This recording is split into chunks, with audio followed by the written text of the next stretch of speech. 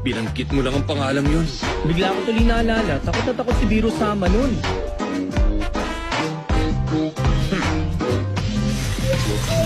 Hindi na nakakagulat na takot si Biro Sama. Ang Omni King ang pinakamakapangyarihang nilalang sa mundong ito. Walang sino mang nilalang ang nangingibabaw sa kanya. Ang ibig mo bang sabihin, siya ang pinakamalakas sa lahat?